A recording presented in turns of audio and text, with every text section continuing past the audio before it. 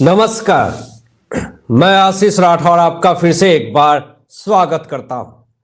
संजय सिंह हमेशा विवादित बयान देकर के खुद फंस जाते हैं और इनके ऊपर शिकंजा कस जाता है। जी हां, इस बार जिस तरीके से इन्होंने जो विवादित बयान दिया है उससे इनकी मुसीबत तो बढ़ती ही है, साथ साथ जो पिछले वाली मुसीबत है वो भी इनके ऊपर आ गई। तो इन्होंने ऐसा क्या विवादित स्टेटमेंट दिया है बताएंगे आपको। और दिल्ली विधानसभा चुनाव से 2 महीना पहले ही 10,000 करोड़ रुपए की उधारी को लेकर के क्या बड़ी अपडेट है, ये तमाम चीजें बात करेंगे। लेकिन दोस्तों, ये तमाम चीजें बताने से पहले आपको एक वीडियो दिखाते हैं। और इस वीडियो में किस तरीके से जब बीजेपी के बड़े नेता ने विधानसभा में शीश महल का मुद्दा उठाया तो अरविंद केजरीवाल भी वही थे, और किस तरीके से विधानसभा अध्यक्ष ने शीश महल के मुद्दे को दबा दिया और कहा कि इस बारे में जो बातें करी गई है उसको, उस क्लिप को काट दीजिए और लंच टाइम कर दिया। यानी क्या दिक्कतें हो गई शीश महल का मुद्दा उठाने के बाद बीजेपी का।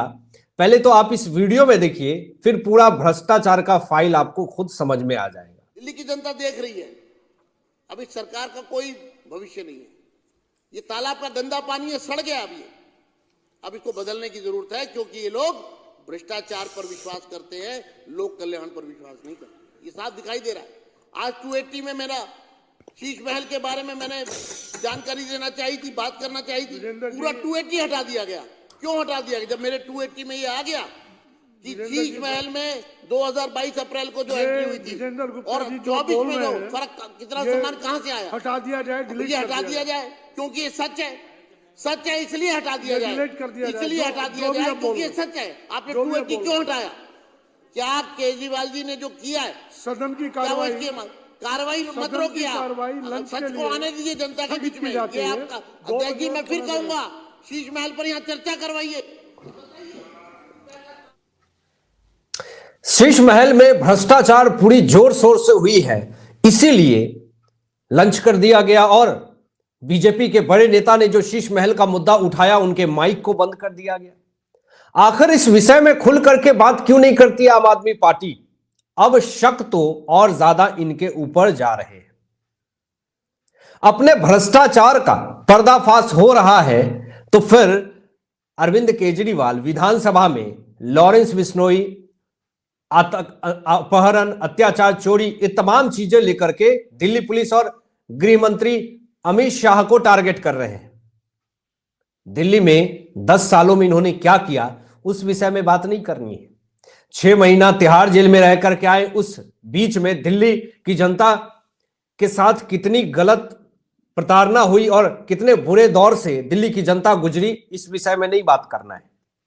अब जरा मैं आपको बता देता हूं कि आखिर दिल्ली विधानसभा चुनाव आने वाला है, लेकिन उससे पहले 10,000 करोड़ रुपए की उधारी क्यों केंद्र से मांग रही है दिल्ली सरकार, जरा देखिए। दोस्तों, चुनाव से पहले ही दिल्ली सरकार ने 10,000 करोड़ रुपए की उधारी मांगा है और केंद्र सरकार का दरवाजा खटखटाया है। अब जरा बताइए कि एक तरफ तो आप ये कहते हैं कि सेंट्रल गवर्नमेंट कुछ भी नहीं करती है हमारे लिए, लेकिन अब आपको यह पता है कि दिल्ली विधानसभा चुनाव आने वाले हैं जिसमें हो सकता है हमारी हार हो जाए, तो क्यों ना दिल्ली सरकार के खाते में 10,000 करोड़ रुपए की उधारी मर दे। इससे जो सरकार आएगी वो समझेगी और ये पैसे कहीं अपने पार्टी के चुनाव में तो अपना ही लगा लेंगे। ये सवाल कहीं ना कहीं खड़े हो रहे हैं। अब जरा दोस्तों आगे बात कर लेते हैं कि आखिर संजय सिंह को सस्पेंड करने की मांग क्यों उठ रही है। आखिर संजय सिंह ने ऐसा क्या स्टेटमेंट दे दिया है, विवादित स्टेटमेंट दे दिया है, जिससे कि इनकी मुसीबतें पूरी तरीके से बढ़ गई। दोस्तों, संजय सिंह ने बीजेपी, भारतीय जनता पार्टी का फुल फॉर्म गलत वे में सोशल मीडिया पे, पत्रकार वार्ता में, प्रेस मीडिया में बोल करके अपनी मुसीबत खुद बढ़ा ली है। संजय सिंह कहते हैं कि देश में केवल एक ही पार्टी का राज है उसका नाम है भारतीय झगड़ा पार्टी। अब इससे बीजेपी के तमाम नेताओं को दिक्कतें होने लगी। उन्होंने सोशल मीडिया पे, ट्विटर हैंडल पे बीजेपी के तमाम नेताओं ने संजय सिंह को सस्पेंड करने की मांग करी है कि आखिर एक देश की ईमानदार पार्टी जो कि सत्ता में है, पिछले 10 सालों से पूरे देश की जनता की सेवा कर रहे हैं, और ऐसे पार्टी के लिए संजय सिंह का यह कहना कि बीजेपी भारतीय झगड़ा पार्टी है, तो इससे भारतीय जनता पार्टी के नेताओं के सम्मान को ठेस पहुंचा है। और इसलिए उन नेताओं ने संजय सिंह को तुरंत सस्पेंड करने की मांग करी है कि देश के सम्मानित पार्टी के लिए इस तरह का शब्द का प्रयोग कैसे संजय सिंह कर सकते हैं। आगे संजय सिंह कहते हैं कि यह पार्टी देश में झगड़ा कराना चाहती है, लेकिन आप बीजेपी को झगड़ा लगाने वाली पार्टी तो कहते हैं, लेकिन आम आदमी पार्टी, इंडी अलायंस, इन तमाम पार्टियों को लेकर के क्या कहना है। यहां तक संजय सिंह ने यह भी आरोप लगा दिया कि संभल में जो दंगा हुआ है वो बीजेपी नहीं कराया है, लेकिन पीएफआई को लेकर के संजय सिंह एक भी स्टेटमेंट नहीं देंगे। बीजेपी का मतलब भारतीय झगड़ा पार्टी बोल करके संजय सिंह अपनी मुसीबत खुद बढ़ा चुके हैं। अगर बीजेपी झगड़ा पार्टी होती, अगर दूसरों में झगड़ा लगाती, तो आज भारत देश की अर्थव्यवस्था इतनी मजबूत नहीं होती। भारत देश के प्रधानमंत्री नरेंद्र मोदी जी विश्व गुरु, विश्व नेता के रूप में उभर करके सामने नहीं आते।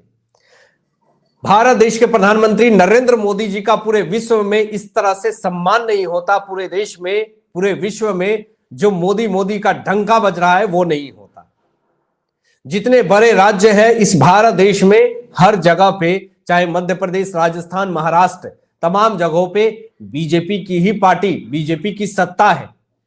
तो बीजेपी झगड़ा लगाने वाली पार्टी नहीं, बीजेपी देश की अर्थव्यवस्था मजबूत करने वाली पार्टी है।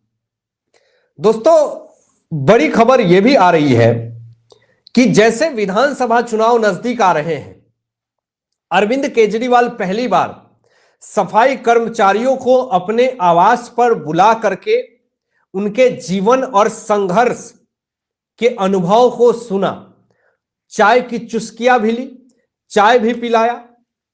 यहां देखिए, फोटो भी वायरल हो रही है कि किस तरीके से सफाई कर्मचारियों के संघर्ष और उनके अनुभव को जानने की कोशिश करी।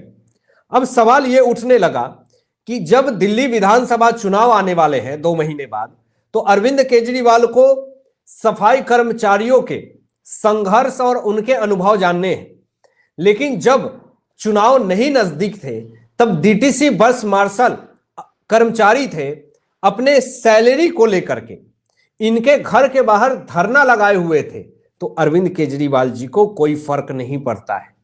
तो यही दोहरा नीति और दोहरा चरित्र और दोहरा राजनीति की वजह से अरविंद केजरीवाल दिल्ली के जनता के दिलों से दूर होते हुए जा रहे हैं। हालांकि आप क्या सोचते हैं इन तमाम मुद्दों पर अपनी विचार जरूर व्यक्त कीजिएगा, और ऐसे ही लेटेस्ट अपडेट पाने के लिए इस चैनल को सब्सक्राइब करके बेल आइकन प्रेस कर लीजिएगा और अपने दोस्तों में शेयर कीजिएगा। Thanks for watching my video. जय हिंद, सत्यमेव